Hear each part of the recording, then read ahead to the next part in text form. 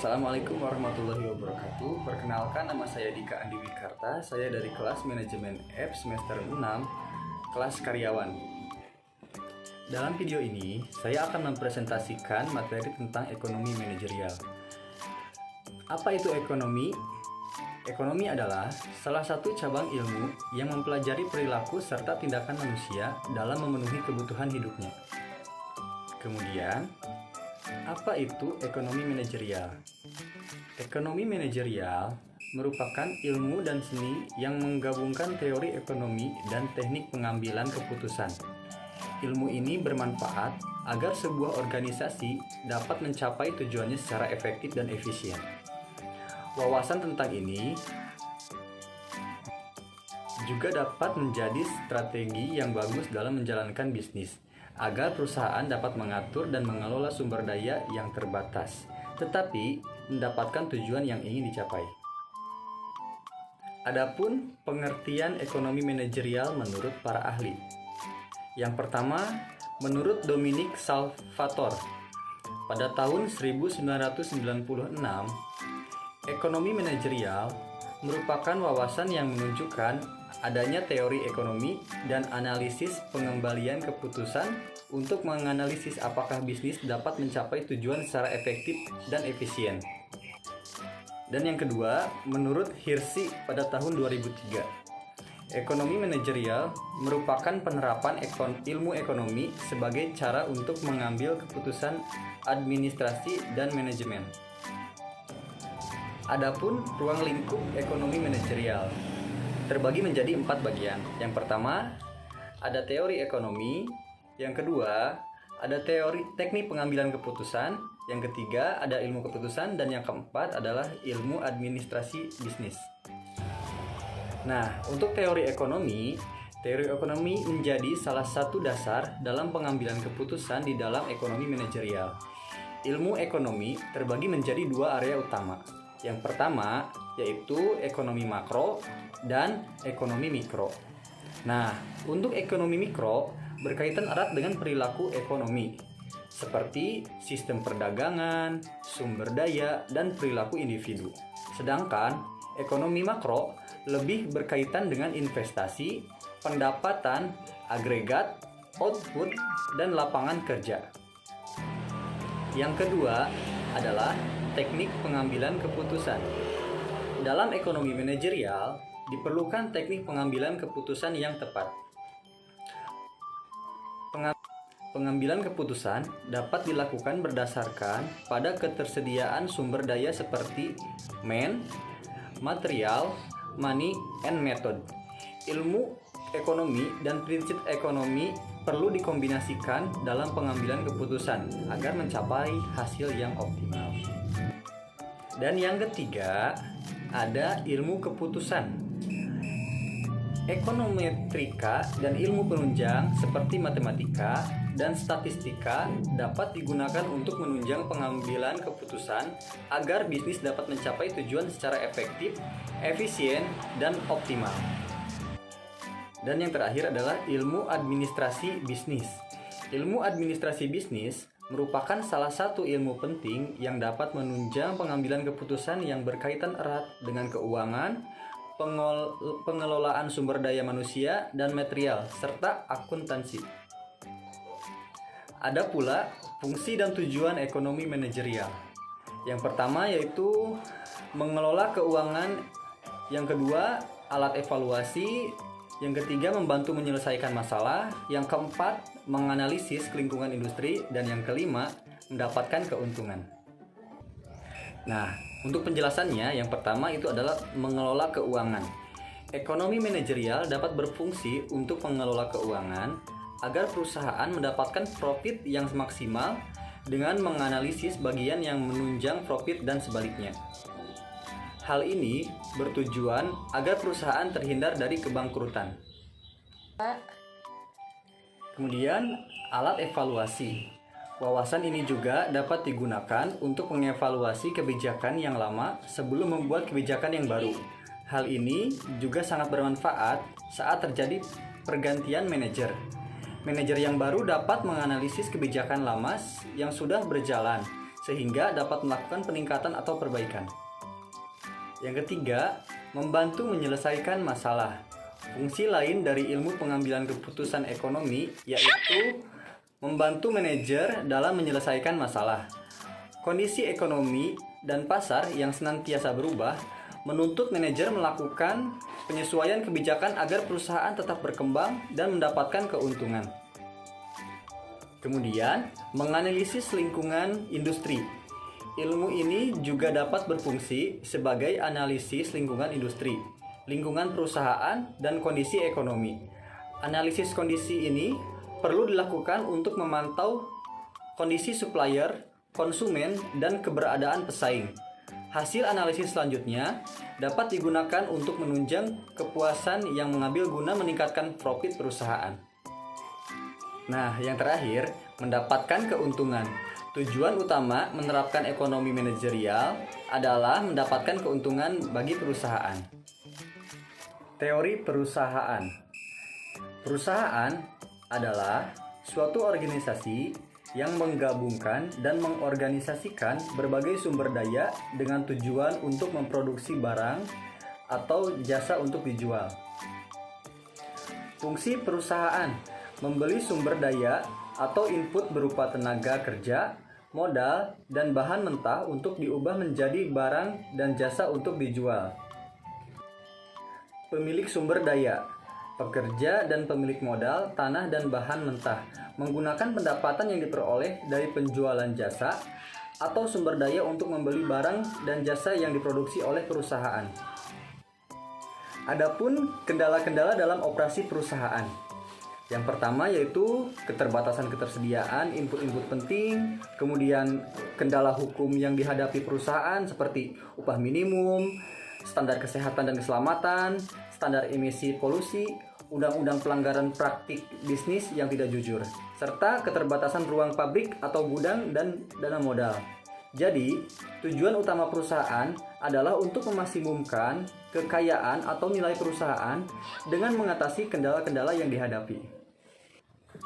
Nah, kita sekali ini membahas keterbatasan teori perusahaan. Yang pertama, masalah pemilik atau pengelolaan atau masalah prinsipal.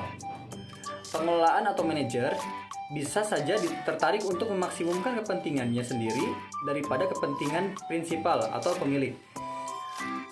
Masalah pemuasan.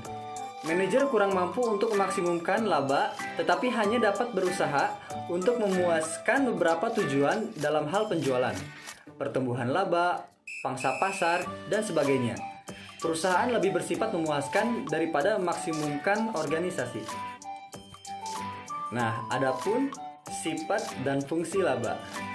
Yang pertama, laba bisnis atau usaha, atau dalam bahasa Inggrisnya itu business profit. Mengacu pada pendapatan perusahaan dikurangi biaya eksplisit atau biaya akuntansi perusahaan. Biaya eksplisit adalah biaya yang benar-benar dikeluarkan oleh perusahaan untuk membeli atau menyewa input yang dibutuhkan dalam produksi. Contohnya upah tenaga kerja, bunga modal, sewa tanah, dan gedung dan pengeluaran bahan mentah. Yang kedua ada laba ekonomi atau economic profit. Pendapatan perusahaan dikurangi dengan biaya eksplisit adalah biaya implisit. Biaya implisit mengacu pada nilai input yang dimiliki perusahaan dan digunakan untuk proses produksinya sendiri. Contohnya, gaji pengusaha yang dapat diperoleh bila ia bekerja untuk perusahaan lain. Yang kedua, hasil yang dapat diperoleh perusahaan dari menginvestasikan modal dan menyewakan lahan dan input lain milik perusahaan ke perusahaan lain. Kemudian ada teori-teori laba. Yang pertama ada teori laba dalam menghadapi resiko. Yang kedua ada teori laba karena pergesekan. Yang ketiga ada teori laba monopoli. Yang keempat ada teori laba inovasi. Yang kelima ada teori laba efisiensi. Kemudian fungsi laba.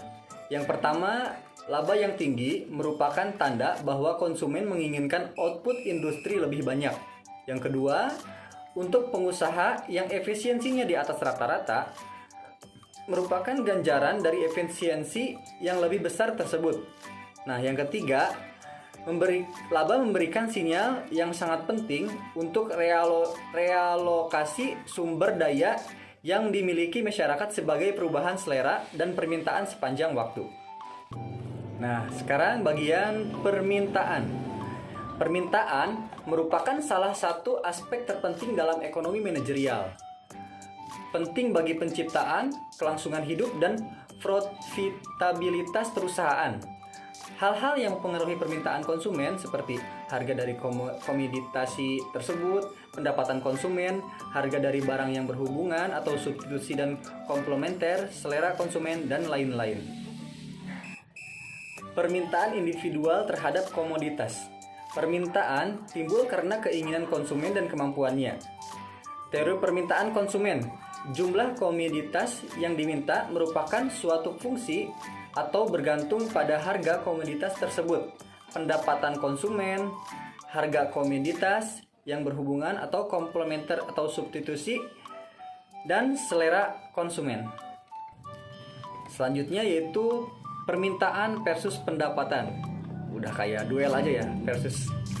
Pada saat pendapatan konsumen meningkat, mereka akan membeli lebih banyak komoditas umum seperti sepatu, stick, film, liburan, pendidikan, mobil, rumah, dan lain-lain. Disebut juga barang normal. Namun, ada juga barang dan jasa yang tidak akan banyak dibeli oleh konsumen. Pada saat pendapatannya meningkat, ini disebut sebagai barang inferior, seperti nasi aking, gorengan, telur rebus, dan lain-lain. Adapun efek permintaan pasar. Yang pertama, efek kereta. Orang melakukan permintaan terhadap suatu komoditas karena orang lain membelinya. Biasanya kurva permintaannya menjadi lebih datar. Yang kedua, ada efek kesombongan. Nah, banyak konsumen berusaha tampil berbeda dan eksklusif dengan meminta lebih sedikit komoditas-komoditas yang banyak diminta oleh orang. Kurva permintaan pasar menjadi lebih curam. Nah, kali ini kita memasuki struktur pasar, jumlah perusahaan versus permintaan.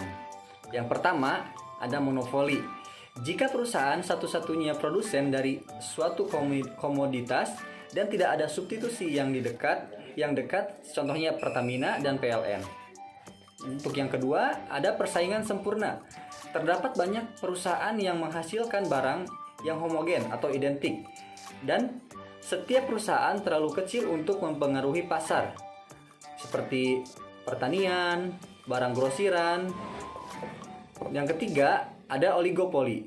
Terdapat sedikit perusahaan di dalam perusahaan yang memproduksi barang yang homogen atau terstandarisasi, seperti semen, baja, atau kimia, atau heterogen yang terdiferensiasi, seperti mobil, rokok, minuman ringan. Nah, yang terakhir ada monopolistik.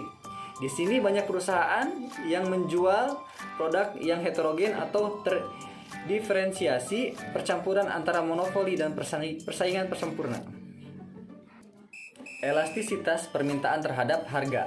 Yang pertama, elastisitas permintaan merupakan suatu pengukuran kuantitatif yang menunjukkan sampai di mana besarnya pengaruh perubahan harga terhadap perubahan permintaan. Terdiri dari elastisitas harga, elastisitas pendapatan, dan elastisitas permintaan silang. Adapun faktor-faktor yang mempengaruhi elastisitas permintaan terhadap harga. Yang pertama, ukuran elastisitas permintaan makin besar jika makin dekat atau makin banyak jumlah komoditas yang mampu mensubstitusinya. Yang kedua, makin sempit atau suatu komoditas didefinisikan makin besar elastisitas terhadap harga karena makin banyak jumlah komoditas yang melakukan substitusi. Yang ketiga, elastisitas permintaan akan menjadi lebih besar jika konsumen membutuhkan waktu yang lebih lama untuk merespon perubahan harganya. Nah, yang terakhir, respon dalam kuantitas yang diminta akan menjadi lebih besar pada jangka panjang dibandingkan pada jangka pendek. E-commerce merupakan produksi, periklanan, penjualan, dan distribusi produk dan jasa dari perusahaan ke perusahaan, perusahaan ke konsumen, konsumen ke konsumen melalui internet dan